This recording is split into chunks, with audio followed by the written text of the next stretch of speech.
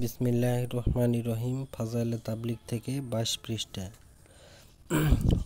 হযরত নবী করিম সাল্লাল্লাহু আলাইহি ওয়াসাল্লাম এরশাদ ফরমাইয়াছেন, বনী ইসরাইলের মধ্যে সর্বপ্রথম অধঃপতন এইভাবে শুরু হইয়াছে যে, এক ব্যক্তি অপর ব্যক্তির সহিত সাক্ষাতের সময় কোনো অন্যায় কাজ করিতে দেখিলে তাহাকে নিষেধ করিত এবং বলিত, দেখো, আল্লাহকে ভয় করো, এইরূপ করিও না। কিন্তু তাহাদের না মানা সত্ত্বেও উপদেশদাতাগণ পূর্ব সম্পর্কের কারণে তাহাদের সহিত খানাপিনা ও উঠা বসার আগের মতোই করিত। যখন ব্যাপকভাবে এইরূপ হইতে লাগিল, তখন আল্লাহ তাআলা তাদের একের অন্তরের অন্যের সহিত মিলাইয়া দিলেন, অর্থাৎ নফরমানদের অন্তর যেরূপ ছিল তাহাদের সহিত সম্পর্কের কারণে নেক লোকদের অন্তর ঐরূপ করিয়া দেওয়া হইল। তারপর হুজুর সাল্লাল্লাহু আলাইহি ওয়াসাল্লাম ইহার সপক্ষে কোরআনে আয়াত তিলাওয়াত করিলেন। অতঃপর হুজুর সাল্লাল্লাহু আলাইহি ওয়াসাল্লাম খুব জোর দিয়া হুকুম করিলেন যে, তোমরা সৎ কাজে আদেশ ও অসৎ কাজে নিষেধ করিতে থাকো, জালেমকে জুলুম হইতে ফিরাইতে থাকো, তাহাকে সৎপথে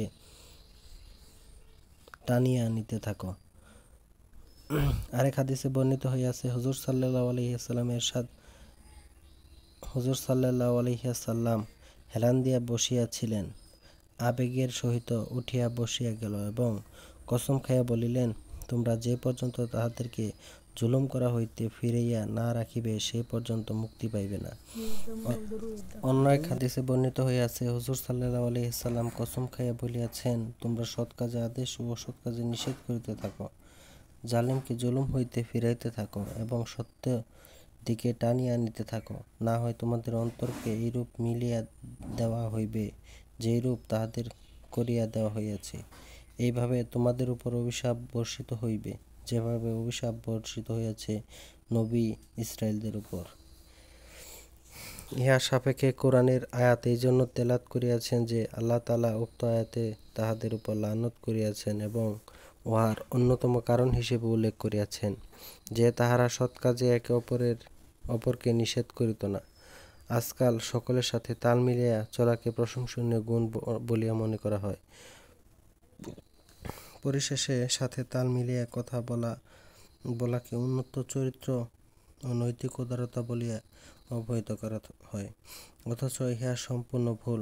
বরং যে ক্ষেত্রে সৎ কাজের আদেশ ইত্যাদি ফলদায়ক হইবে না বলিয়া নিশ্চিতভাবে জানা থাকে, সেই ক্ষেত্রে হয়তো চুপ থাকার কিছু অবকাশ থাকিবে, কিন্তু সাথে মিলানোর অবকাশ নাই। আর যে ক্ষেত্রে ফলদায়ক হইতে পারে, যথা আপন সন্তান, পরিবার পরিজন ও অধীনস্থদের ক্ষেত্রে অন্যায় দেখিয়া চুপ থাকাকে কিছুতেই চারিত্রিক উদারতা বলা যায় না। বরং যে চুপ থাকিবে সে শরীয়ত ও সমাজ উভয় দৃষ্টিতে অপরাধী।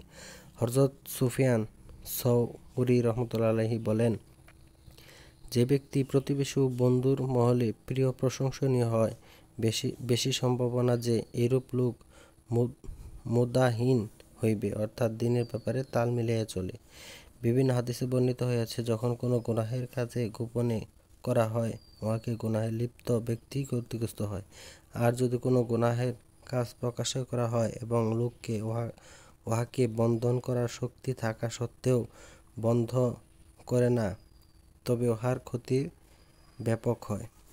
এখন প্রত্যেকে নিজের ব্যাপারে চিন্তা করিয়া দেখুক, কত গুনাহ কাজ তাহারা জানামতে এমন করা হইয়াছে যেগুলো সে বন্ধ করিতে পারে, কিন্তু তাহা সত্ত্বেও অবহেলা উদাসীন প্রদর্শন করিতেছে। ইহার চাইতে বড় জুলুমের কথা এই যে, আল্লাহ কোনো বান্দার উনাকে বন্ধ করার চেষ্টা করিলে তাহার বিরোধিতা করা হয়, তাহাকে সংকীর্ণ দৃষ্টিসম্পন্ন বলা হয় এবং সাহায্য করার পরিবর্তে তাহার মোকাবেলা করা হয়।